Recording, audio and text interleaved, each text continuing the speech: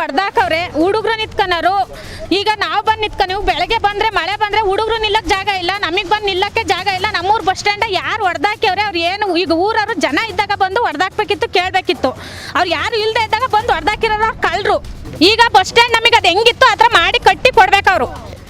ಎಲ್ಲ ಮಕ್ಕಳಿಗೂ ಎಷ್ಟು ಅನುಕೂಲ ಆಯಿತು ಅಂದರೆ ನಾಟ್ ಓನ್ಲಿ BT ಕಾಂಪ್ಲೆಕ್ಸ್ ಮಾತ್ರ ಅಲ್ಲ, ಇಲ್ಲಿ ಕೃಷ್ಣನಗರ ಉಂಟು, ಈ ಕಡೆ KSRTC ಲೇಔಟ್ ಇದೆ. ಎಲ್ಲ ಬೆಳಗ್ಗೆ ಎದ್ದರೆ ಮಕ್ಕಳು ಇಲ್ಲಿ ಬಸ್ಸಿಗೆ ನಿಂತ್ಕೊಂಡು, ಬಿಸಿಲಾಗಲಿ ಮಳೆ ಆಗಲಿ ನಿಂತ್ಕೊಂಡು ರೋಡ್ ಪಕ್ಕನೇ ಬಸ್ ಹತ್ತಿ ಹೋಗೋದು ಇಳಿಯೋದು, ಮತ್ತು ದಾರಿ ಹೋಗ್ರಿಗೆಲ್ಲ ಬಂದು ಆಶ್ರಯ ಆಗಿದ್ದನ್ನು ಹೇಳ್ದೆ ಕೇಳದೆ ಯಾವ ಪರ್ಮಿಷನ್ನು ಇಲ್ದಲೇ ಯಾರಿಗೂ ಗಮನಕ್ಕೂ ಕೊಡ್ದಲೇ JCB ತಗೊಂಡು ದೌರ್ಜನ್ಯದಿಂದ ಹೊಡೆದಾಕಿ ಈ ಥರ ಮಾಡೋಗಿದ್ದಾರೆ. ಸ್ವಂತ ಜಾಗಕ್ಕೋಸ್ಕರ ಅನುಕೂಲಕ್ಕೋಸ್ಕರ ರಾಜ್ಯ ಹೆದ್ದಾರಿಲಿರೋ ಇದನ್ನು ಹೊಡೆದಾಕಿದ್ದಾನೆ. ಸಾರ್ವಜನಿಕ ಪರವಾಗಿ ನಾವು ಕೇಳ್ತಾ ಇರೋದೇನು ಅಂದರೆ BT ಕಾಂಪ್ಲೆಕ್ಸ್ ಬಸ್ ಸ್ಟಾಪ್ ಯಾವ ರೀತಿ ಇತ್ತು ಅದೇ ರೀತಿ ಕಟ್ಸ್ಕೊಡ್ಬೇಕು ಅಂತ ಕೇಳ್ತಾ ಇದ್ವಿ. ಬಸ್ ಸ್ಟಾಪು ಇರೋ ಬಸ್ ಸ್ಟಾಪ್ನ ಸಹ ಸಾರ್ವಜನಿಕರಿಗೆ ತಿಳಿದಂಗೆ ಊರೊಳಗೂ ತಿಳಿದಂಗೆ ಹೆಂಗೆ ಸರ್ ಹೊಡೆದಾಕರು? ನಮಗೋಸ್ಕರ BT ಕಾಂಪ್ಲೆಕ್ಸ್ಗೋಸ್ಕರ ನಾವು ಹೋರಾಡ್ತಾ ಇದ್ದೀವಿ ಸರ್. ಊರವರಿಗೆ ಹೇಳಿ ಅವರು ಹೊಡಿಬೇಕಾಗಿತ್ತಲ್ವಾ? ಹೇಳ್ದಲ್ಲಾಗ ಊರವ್ರು ಮುಖ್ಯಮಂತ್ರಿ ಯಾರು ಇರಲೇ ಇಲ್ವಾ ಅವರಿಗೆ? ಅದು ಹೇಗೆ ಹೊಡೆದ್ರು? ಈಗ ವಯಸ್ಸಾದರೆ ಮಳೆ ನಿಂತ್ಕೊಂಡು ಬಸ್ ಹತ್ತಕ್ಕಾಗತ್ತಾ? ನೋಡ್ತಾ ಇದ್ರ VVC ನ್ಯೂಸ್, ನಾನು ಸ್ವಾಗತ.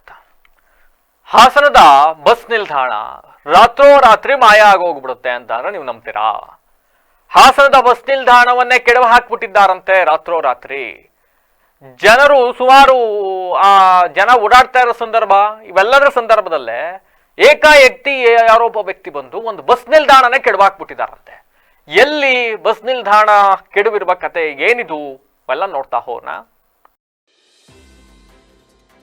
ಹಾಸನದ ಬಸ್ ನಿಲ್ದಾಣವನ್ನೇ ಒತ್ತುವರಿ ಮಾಡಿಕೊಂಡ ಕತೆ ಇದು. ಹಾಸನದಲ್ಲಿ ಬಸ್ ನಿಲ್ದಾಣವನ್ನೇ ಒತ್ತುವರಿ ಮಾಡಿಕೊಂಡ್ಬಿಟ್ಟಿದ್ದಾರೆ. ರಾತ್ರೋರಾತ್ರಿ ಬಸ್ ನಿಲ್ದಾಣವನ್ನೇ ತೆರವುಗೊಳಿಸಿದ್ದಾರೆ ವ್ಯಕ್ತಿ. ಬೆಳಗ್ಗೆ ನೋಡುವಷ್ಟರಲ್ಲಿ ಬಸ್ ಸ್ಟ್ಯಾಂಡ್ ಇಲ್ಲ. 7 ವರ್ಷದಿಂದ ಇದ್ದ ಬಸ್ ನಿಲ್ದಾಣ ರಾತ್ರೋರಾತ್ರಿ ತೆರವಾಗಿದೆ. 7 ವರ್ಷಗಳಿಂದ ಇದ್ದಂತ ಬಸ್ ನಿಲ್ದಾಣ ರಾತ್ರೋರಾತ್ರಿ ತೆರವಾಗಿದೆ. ಹಾಸನ ಅರಸೀಕೆರೆಯ ರಾಜ್ಯ ಹೆದ್ದಾರಿಯಲ್ಲಿ ಈ ಘಟನೆ ನಡೆದಿರ್ತಕ್ಕಂಥದ್ದು. ಹಾಸನ ಅರಸೀಕೆರೆ ರಸ್ತೆಯಲ್ಲಿರುವ ಬಸ್ ನಿಲ್ದಾಣವನ್ನ ತೆರವುಗೊಳಿಸಲಾಗಿದೆ ಖಾಸಗಿ ವ್ಯಕ್ತಿಯಿಂದ. ಅಕ್ರಮವಾಗಿ ಜಾಗವನ್ನು ಲಪಟಾಯಿಸಲು ಯತ್ನ ನಡೆದಿದೆ ಅಂತ ಗ್ರಾಮಸ್ಥರು ವಿರೋಧವನ್ನು ವ್ಯಕ್ತಪಡಿಸಿದ್ದಾರೆ. ಗ್ರಾಮದ ಬಸ್ ನಿಲ್ದಾಣ ಉಳಿಸಿಕೊಡುವಂತೆ ಗ್ರಾಮಸ್ಥರು ಆಗ್ರಹವನ್ನ ಮಾಡ್ತಾ ಇದ್ದಾರೆ. ವೀಕ್ಷಕರೇ, ನಾನು ಅದನ್ನೇ ಹೇಳ್ತಾ ಇದ್ದೆ, ಹಾಸನದ ಬಸ್ ನಿಲ್ದಾಣ ಅಂತ ಅಂದ್ರೆ ಹಾಸನ ಅರಸೀಕೆರೆ ರಾಜ್ಯ ಹೆದ್ದಾರಿಯಲ್ಲಿ ಇರ್ತಕ್ಕಂಥ BT ಕೊಪ್ಪಲು ಅಂತಕ್ಕಂಥ ಗ್ರಾಮದ ಬಸ್ ನಿಲ್ದಾಣವನ್ನ ರಾತ್ರೋರಾತ್ರಿ ಖಾಸಗಿ ವ್ಯಕ್ತಿಯೊಬ್ಬ ತೆರವುಗೊಳಿಸಿದ್ದಾರೆ. ಆ ಗ್ರಾಮದ ಜನರು ಕಳೆದ 7 ತಿಂಗಳಿಂದ ಬಸ್ ನಿಲ್ದಾಣವನ್ನ ಆಶ್ರಯಿಸಿಕೊಂಡಿದ್ರು. ಇದು ಮಳೆಗಾಲ ಆಗಿರೋದ್ರಿಂದ ಮಳೆ ಬರ್ತಾ ಇರುತ್ತೆ, ಬಸ್ಸಿಗೆ ಕಾಯ್ತಕ್ಕಂಥವ್ರು ಆ ಬಸ್ ನಿಲ್ದಾಣವನ್ನ ಆಶ್ರಯಿಸ್ಕೊಂಡಿದ್ರು. ಬಿಸಿಲು ಬಂದಾಗ ಬಿಸಿಲು ಮತ್ತೊಂದು ಇನ್ನೊಂದು ಕಾರಣಗಳಿಗೆ ಬಸ್ ನಿಲ್ದಾಣವನ್ನ ಆಶ್ರಯಿಸ್ಕೊಂಡಿದ್ರು. ಒಂದು ಊರು ಅಂತ ಆದ್ಮೇಲೆ ಒಂದು ಬಸ್ ನಿಲ್ಲಕ್ಕೆ ಒಂದು ಜಾಗ ಇರ್ಬೇಕಲ್ರಪ್ಪ, ಅದಕ್ಕೋಸ್ಕರ ಇದು ಬಸ್ ನಿಲ್ದಾಣ. ಎಲ್ಲಕ್ಕಿಂತ ಹೆಚ್ಚಾಗಿ ಈ ಬಸ್ ನಿಲ್ದಾಣ ನಿರ್ಮಾಣ ಆಗಿದ್ದು ಸರ್ಕಾರಿ ಜಾಗದಲ್ಲಿ, ಯಾವುದೋ ಖಾಸಗಿ ವ್ಯಕ್ತಿ ಜಾಗದಲ್ಲಿ ಬಸ್ ನಿಲ್ದಾಣ ನಿರ್ಮಾಣ ಆಗಿರ್ಲಿಲ್ವಂತೆ. ಬದಲಾಗಿ ಸರ್ಕಾರಿ ಜಾಗದಲ್ಲೇ ನಿರ್ಮಾಣ ಆಗಿದ್ದ ಬಸ್ ನಿಲ್ದಾಣವನ್ನ ರಾತ್ರೋರಾತ್ರಿ ಕೆಲ ಕಿಡಿಗೇಡಿಗಳು, ಖಾಸಗಿ ವ್ಯಕ್ತಿಗಳು ತೆರವುಗೊಳಿಸಿದ್ದಾರೆ ಅಂತಕ್ಕಂಥ ಆರೋಪವನ್ನ ಸ್ಥಳೀಯರು ಮಾಡ್ತಾ ಇದ್ದಾರೆ. ನಾವು ನೋಡ್ತಾ ಇದ್ದೀವಲ್ಲ ದೃಶ್ಯಾವಳಿಗಳಲ್ಲಿ, ಇದು BT ಕೊಪ್ಪಲು. ಇಲ್ಲಿ ಒಂದು ಬಸ್ ನಿಲ್ದಾಣ ಇತ್ತು. ಕಳೆದ 7 ವರ್ಷಗಳ ಹಿಂದೆ ಮಲೆನಾಡು ಅಭಿವೃದ್ಧಿ ಮಂಡಳಿ ಅಂತ ಯಾವುದೋ ಒಂದು ಖಾಸಗಿ ಸಂಸ್ಥೆಯ ಸಹಭಾಗಿತ್ವದಲ್ಲಿ ಅವತ್ತು ಗ್ರಾಮ ಪಂಚಾಯಿತಿ ವ್ಯಾಪ್ತಿಯಲ್ಲಿ ಇತ್ತು. ಇದು ಬೂನಹಳ್ಳಿ ಗ್ರಾಮ ಪಂಚಾಯಿತಿ ವ್ಯಾಪ್ತಿಗೆ ಬರ್ತಕ್ಕಂಥ ಹಿನ್ನೆಲೆಯಲ್ಲಿ ಗ್ರಾಮ ಪಂಚಾಯಿತಿ ಹಾಗೂ ಒಂದು ಖಾಸಗಿ ಸಂಸ್ಥೆಯ ಸಹಭಾಗಿತ್ವದಲ್ಲಿ ಅವರಿಂದ ಒಂದಿಷ್ಟು ಆರ್ಥಿಕ ಸಹಾಯವನ್ನ ಪಡೆದು ಇಲ್ಲಿ ಬಸ್ ನಿಲ್ದಾಣವನ್ನ ನಿರ್ಮಾಣ ಮಾಡಲಾಗಿತ್ತು.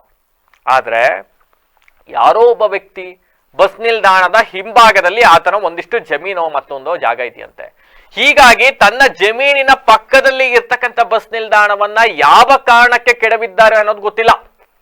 ಜನರಿಗೂ ಅದರ ಬಗ್ಗೆ ಮಾಹಿತಿ ಇಲ್ಲ, ಗ್ರಾಮಸ್ಥರಿಗೆ ಗಮನಕ್ಕೆ ತಂದಿಲ್ಲ.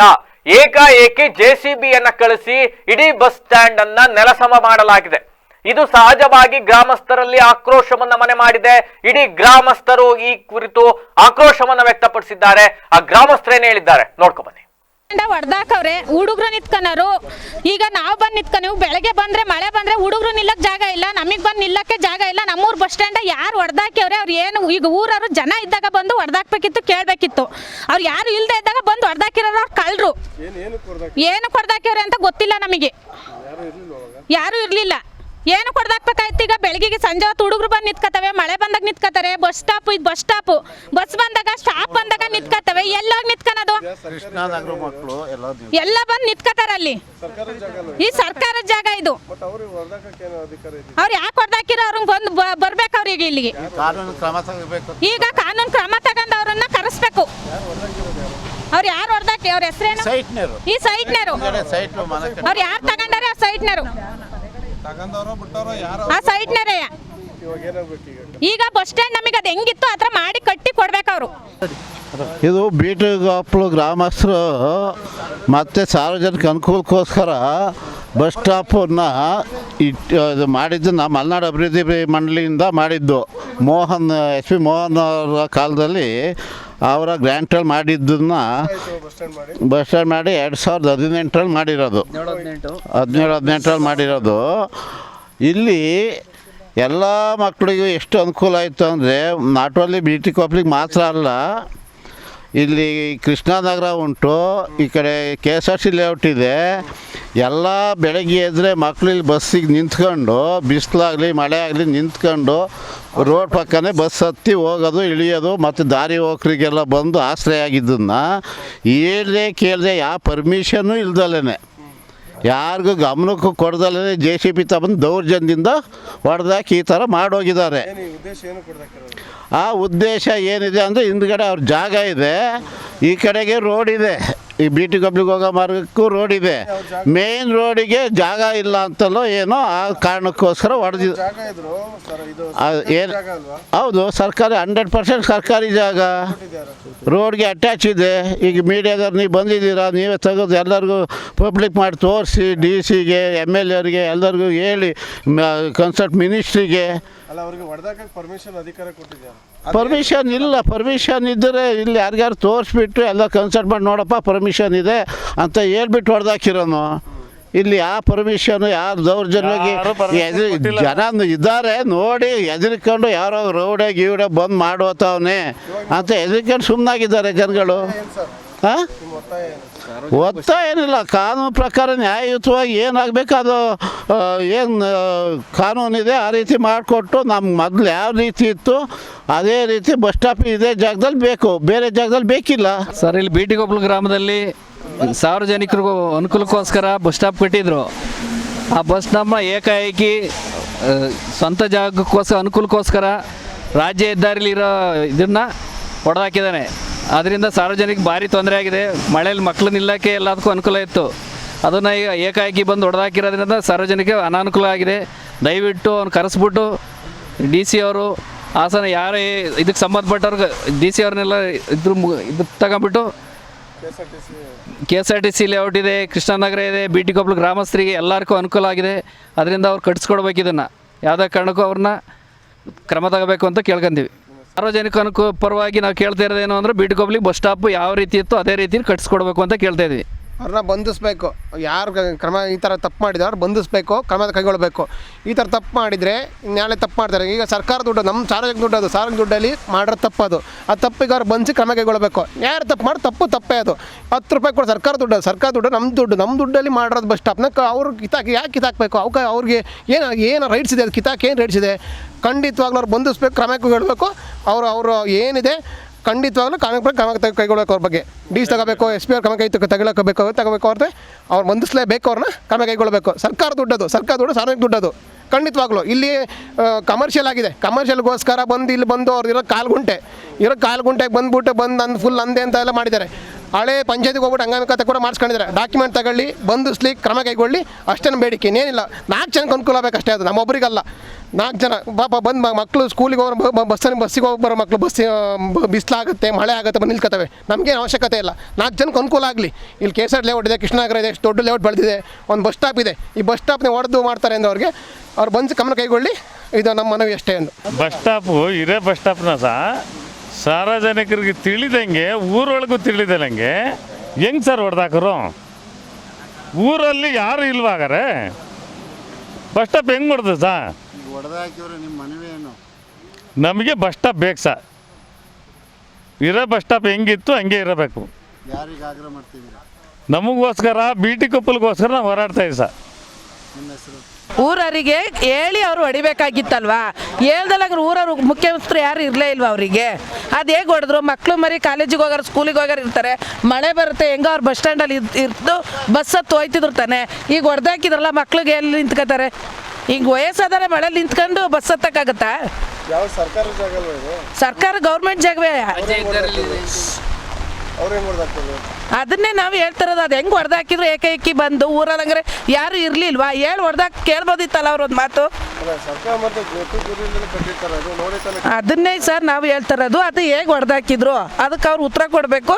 ಮತ್ತೀಗ ಅದು ಹೇಗಿದೆ ಹಾಗೆ ಮಾಡಿಕೊಡ್ಬೇಕು ಅವರು. ಅಷ್ಟೇ ನಾವು ಕೇಳ್ತಾ ಇರೋದು, ಇನ್ನೇನು ಇಲ್ಲ.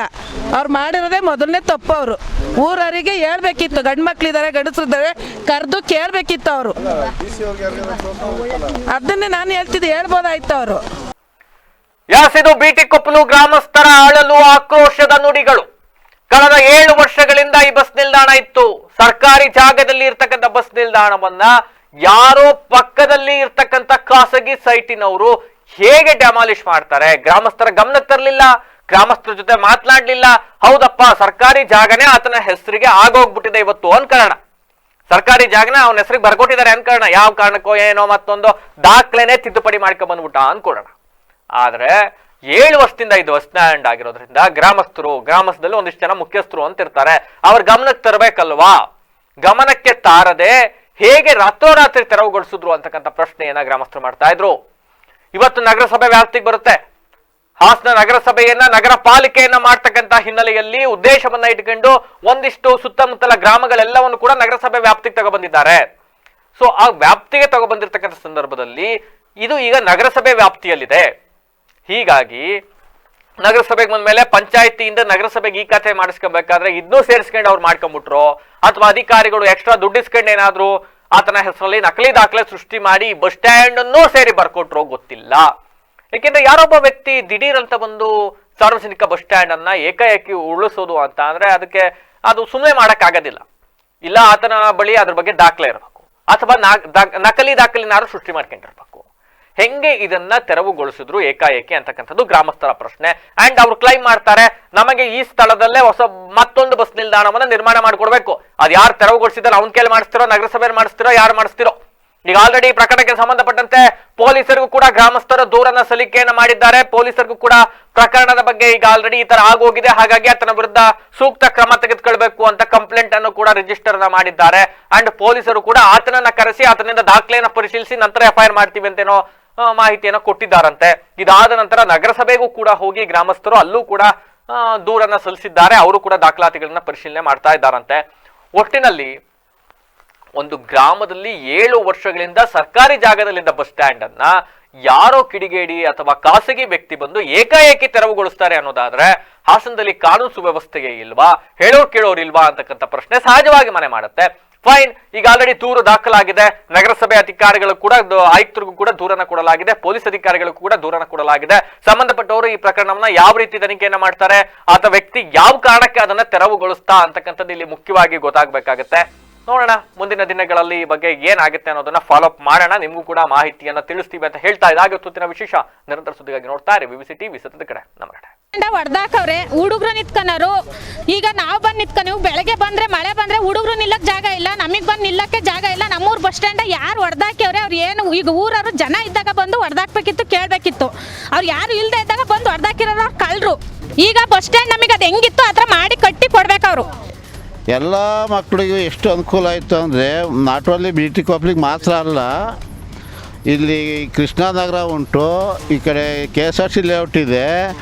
ಎಲ್ಲ ಬೆಳಗ್ಗೆ ಎದ್ದರೆ ಮಕ್ಕಳು ಇಲ್ಲಿ ಬಸ್ಸಿಗೆ ನಿಂತ್ಕೊಂಡು, ಬಿಸಿಲಾಗಲಿ ಮಳೆ ಆಗಲಿ ನಿಂತ್ಕೊಂಡು ರೋಡ್ ಪಕ್ಕನೇ ಬಸ್ ಹತ್ತಿ ಹೋಗೋದು ಇಳಿಯೋದು, ಮತ್ತು ದಾರಿ ಹೋಗ್ರಿಗೆಲ್ಲ ಬಂದು ಆಶ್ರಯ ಆಗಿದ್ದನ್ನು ಹೇಳ್ದೆ ಕೇಳದೆ ಯಾವ ಪರ್ಮಿಷನ್ನು ಇಲ್ದಲೇ ಯಾರಿಗೂ ಗಮನಕ್ಕೂ ಕೊಡ್ದಲೇ JCB ತಗೊಂಡು ದೌರ್ಜನ್ಯದಿಂದ ಹೊಡೆದಾಕಿ ಈ ಥರ ಮಾಡೋಗಿದ್ದಾರೆ.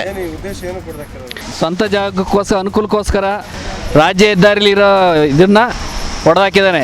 ಸಾರ್ವಜನಿಕ ಪರವಾಗಿ ನಾವು ಕೇಳ್ತಾ ಇರೋದೇನು ಅಂದರೆ ಬಿಟಿ ಕೊಪ್ಪಲಿಗೆ ಬಸ್ ಸ್ಟಾಪ್ ಯಾವ ರೀತಿ ಇತ್ತು ಅದೇ ರೀತಿ ಕಟ್ಸ್ಕೊಡ್ಬೇಕು ಅಂತ ಕೇಳ್ತಾ ಇದ್ವಿ. ಬಸ್ ಸ್ಟಾಪು ಇರೇ ಬಸ್ ಸ್ಟಾಪ್ನ ಸಾರ್ವಜನಿಕರಿಗೆ ತಿಳಿದಂಗೆ, ಊರೊಳಗೂ ತಿಳಿದಂಗೆ ಹೆಂಗೆ ಸರ್ ಹೊಡೆದಾಕರು? ನಮಗೋಸ್ಕರ ಬಿಟಿ ಕೊಪ್ಪಲ್ಗೋಸ್ಕರ ನಾವು ಹೋರಾಡ್ತಾ ಇದ್ದೀವಿ ಸರ್. ಊರವರಿಗೆ ಹೇಳಿ ಅವರು ಹೊಡಿಬೇಕಾಗಿತ್ತಲ್ವಾ? ಹೇಳ್ದಲ್ಲಾಗ ಊರವ್ರು ಮುಖ್ಯಸ್ಥರು ಯಾರು ಇರಲೇ ಇಲ್ವಾ ಅವರಿಗೆ? ಅದು ಹೇಗೆ ಹೊಡೆದ್ರು? ಹಿಂಗೆ ವಯಸ್ಸಾದರೆ ಮಳೆ ನಿಂತ್ಕೊಂಡು ಬಸ್ ಹತ್ತಕ್ಕಾಗತ್ತಾ?